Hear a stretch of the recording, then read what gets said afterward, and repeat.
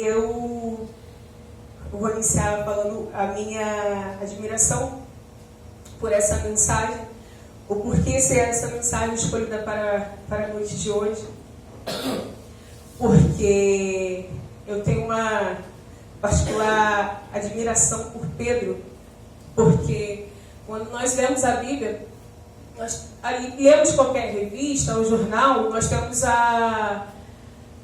essa mania, né, de nos identificar com um personagem, nos aproximar aquele personagem no filme, na novela, no livro, e assim também eu faço com a palavra de Deus, né? Uma pessoa que eu venha me ser semelhante. Em Pedro, nossa meta é ser como Jesus, né? Mas Pedro é o que eu consigo, mais ou menos, porque eu admiro pela sua conversão, pelo seu ministério, pelas suas tropeçadas, pelo seu levantar e o final dele ali, como a Bíblia relata.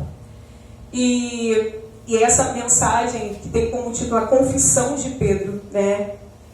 E ela dá início, logo após Jesus ele ter multiplicado o peixe, ter feito muitos milagres, curou, vinha de grandes ensinamentos de uma cidade para outra. E bate essa curiosidade em Jesus em perguntar. Interrogou os seus discípulos dizendo: quem diz os homens ser o Filho do Homem? Jesus, ele bem sabia por sua onisciência, onipresença, onipotente, né, que ele bem sabia. Mas daqueles momentos, de tudo que ele fazia, ele tinha aqueles momentos particulares com os seus discípulos, né, de conversa. E ali, aquele diálogo que foi estabelecido, ele tem essa curiosidade de perguntar, né, até chegar ao ponto que ele queria. O que dizem os homens que eu sou? Porque aquela multidão, ela tinha um objetivo, né? Sugar de Jesus o máximo de milagres, de poder, de multiplicação. Só que Jesus, ele era ciente disso, o que o povo queria dele. Mas também ele era ciente da missão que ele tinha que cumprir, o que ele tinha que dar. Jesus, ele não é aquele rei, aquele Deus que vinha só curar, só multiplicar. Há um tempo para todas as coisas na nossa vida. Assim também era naquela época. Foi um tempo de Jesus vir se manifestar, curar, multiplicar, libertar, mas ele tinha uma missão que era além daquilo. E era um tempo dele perguntar. E eles começaram a responder. Uns diziam que Jesus era João Batista, outros Elias, e outros Jeremias, e um dos profetas, né? Porque havia uma promessa de um Messias, de um Cristo que faria grandes coisas, e o povo estava aguardando aquilo. Só que depois de tanto tempo ali, com tudo que Jesus estava manifestando, eles ainda não tinham certeza de quem Jesus era no meio deles. Só sabiam que ele estava curando, que ele estava multiplicando, tudo que ele estava fazendo. Mas olha a falta de entendimento daquele povo. Não importa quem está matando a minha fome, não importa quem está curando as minhas enfermidades. Acho que é esse aí, acho que é João, acho que é Elias, deve ser um desses. O que importa é estar saciando a minha fome. E Jesus vem e pergunta logo após. Disse-lhes ele: e vós, quem dizeis que eu sou? Esse aqui eu acho que é o ponto mais alto da mensagem. E em alguns momentos da minha vida, eu tenho essa pergunta dentro de mim. E vós, que dizem que eu sou? E vocês? Mas vocês? É como se Jesus, ele tivesse manifestado, feito grandes coisas naquela multidão. Aí entra para casa com aquele grupo pequeno dos seus 12 discípulos, aquelas pessoas que seguiam. Tá bom, lá fora, eles acham que eu sou isso tudo. E vocês que estão andando comigo? E vocês que têm visto de perto o que eu faço, o que eu sou? Vocês que têm contemplado que eu sou um Deus que vou além da cura, que vou além da multiplicação, que vou além daquele que muda a água para vinho? E vocês? Porque eu acredito que o que o povo pensava dele era de menos. Mas o mais importante para ele era que os seus discípulos, porque os seus discípulos que que foram anunciar a palavra dele. Então, o importante para Jesus era isso. E essa pergunta tem que ecoar dentro de nós. E você, que já é batizado, e você que já é um obreiro, e você que já está há bastante tempo na caminhada, e você que está aqui congregando há muito tempo, o que você pensa de que eu sou? O nosso pensamento não pode ser semelhante ao que a pessoa no mundo pensa sobre Jesus.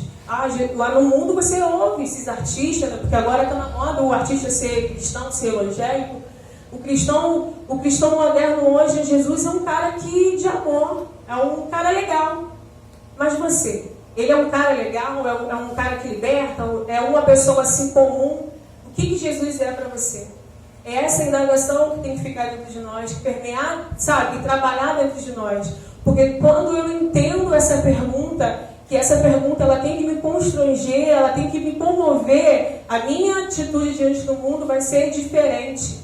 Eu não posso pensar como o mundo pensa, porque eu não fui só uma pessoa que fui curada, eu não fui só uma pessoa que fui liberta.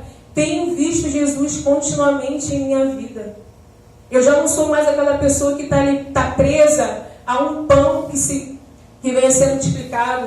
Eu já passei desse nível de, eu tô aqui na igreja porque eu tenho uma enfermidade, eu preciso ser curado. Eu preciso sair desse nível, elevar a minha intimidade com o Senhor.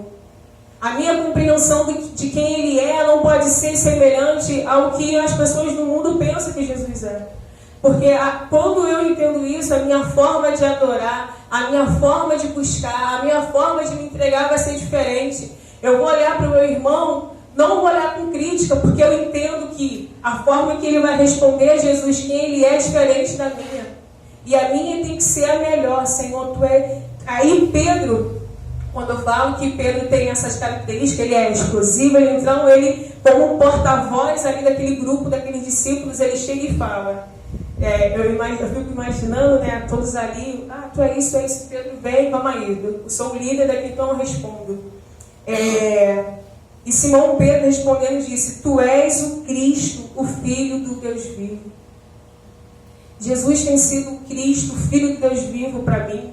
Ou ele tem sido um Deus comum, assim como o mundo comemorou a Páscoa há uma semana atrás, bonitinho, cordeirinho, foi morto, terceiro dia ressuscitou, vamos comer peixe, vamos comer chocolate. Jesus tem sido isso para mim, uma figura, uma coisa assim de se comemorar uma vez no ano. Vai vir o Natal, nós vamos enfeitar nossa casa. Não, eu cheguei ao tempo, ao ponto, no nível, Jesus é mais do que isso. E eu não preciso...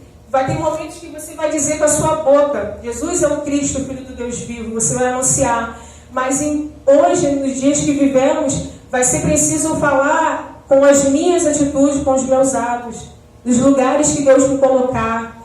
Deus, essa pergunta vai estar sempre dentro do nosso coração, aonde quer que nós venhamos a pisar. Quem é Jesus para mim? E o que Ele é para mim vai revelar a minha atitude com o meu próximo. Vai revelar a minha transformação para o próximo. Aí as pessoas mudaram. Verdadeiramente, Ele é o Cristo, Filho do Deus vivo. Porque essa pessoa vive de tal maneira que demonstra que Ele é o Cristo, Filho do Deus vivo. Aqui foi preciso responder com palavras. Mas nós vivemos hoje o tempo que é preciso, não só com palavras, mas com nossas atitudes. Jesus, Ele não está esperando que o ímpio venha dizer isso. Jesus, Ele não está esperando essa resposta daquele meu vizinho, daquele que está lá no mundo, daquele que vive de qualquer forma. Às vezes a gente passa o nosso tempo, o nosso ministério preocupado com o comportamento do próximo, se o outro vem, se o outro faz. Não, essa pergunta ela é feita individual. O que Jesus é para mim? Responda você, faça você, vive você, declare você. Ele te salvou, Ele te transformou. Ele estava naquele momento que só estava você sozinho, quando você pensou que era aquele desespero, não tem ninguém. Estava lá Jesus com você. Então a sua intimidade com o Senhor não pode ser comparada com a intimidade do próximo. Declare você isso a Ele todos os dias. Quando você levanta, quando você vive lá as horas do seu dia, quando você vai dormir. Tu és o Cristo, o Filho do Deus vivo. Para mim, tu és o Cristo, o Filho do Deus vivo. Eu não posso te comparar, eu não posso te olhar como outro qualquer. Olha o que tu fizeste na minha vida. Essa compreensão muda toda a nossa maneira de viver, toda a nossa maneira de olhar o cristianismo, de olhar, até olhar a tua forma de adorar o Senhor, o teu posicionamento na igreja, de você querer dar sempre o seu melhor, porque o Cristo, Filho do Deus vivo, morreu por mim. Ele tem um plano de salvação para a minha vida, então eu não posso compará-lo, eu não posso tratá-lo, eu não posso responder a este amor de qualquer forma. E Jesus ele começa a elogiar Pedro, dizendo: bem-aventurado és tu, Simão, porque não foi carne e sangue quem te revelou, mas meu Pai que está nos céus. Essa mensagem, a confissão de Pedro, ela é relatada nos 4 evangelhos. De Mateus, de Marcos, de Lucas, de João, de algumas formas diferentes. E eu tive o cuidado de ler todas elas e um pouquinho antes, né? Porque até ali, principalmente aqui em Mateus, Jesus ele vem iniciando o seu ministério, o cuidado ali. Aí ele nasceu, quando criança, o ministério, no templo. Aí veio a tentação ali, Mateus 4, teve toda aquela situação e ele começou a tratar de assuntos assim, como é que eu devo dar esmola, como é que eu devo orar, como é que eu devo perdoar. Ele vem tratando o nosso comportamento, as nossas características como cristão. Jesus, em todo o seu ministério, teve passo a passo para os seus ensinamentos. Esse é o momento disso, ele foi explicando cada situação. Mas que ele era o Cristo, o Filho do Deus vivo, ainda não tinha sido revelado aos seus discípulos. Então, ele começa a olhar Pedro diferente, de que ali houve uma revelação de Deus para aquela resposta. Pedro ele não tinha como tirar aquela resposta dele mesmo. E isso mostra a intimidade, a espiritualidade, o padrão que ele estava vivendo naquele momento. E Deus é quem revela. E essa revelação é dada mediante ao nosso buscar, o nosso ajogar, a nossa busca por conhecimento e essa intimidade. Pedro naquela época andou com Jesus. Houve uma revelação direta ali de Deus para a vida dele, mas Deus hoje também tem o poder de nos revelar coisas grandes e altas. Quando nos perguntarem, quando nos indagarem, nós também temos o poder nos dias de hoje de declarar, de ser visitado, de alguém falar assim: nossa, Deus está te usando. Assim como antes aconteceu, também pode acontecer hoje. E aqui Jesus começa a falar sobre a primeira vez que Jesus começa a falar sobre a questão da igreja, depois dessa revelação de Pedro. Pois também eu te digo que tu és Pedro, e sobre esta pedra edificarei a minha igreja, e as portas do inferno não prevalecerão contra ela. Eu te darei as chaves do reino dos céus, e tudo que ligares na terra será ligado nos céus, e tudo que desligares na terra será desligado no céu. Através daquela postura de Pedro, Jesus começa a manifestar o seu propósito para a sua igreja, a igreja que nós vivemos hoje. O significado do nome dele não foi um significado em vão, é que Jesus mostra essa explicação de Pedro, pedra, e sobre essa rocha, sobre essa pedra, edificarei minha igreja.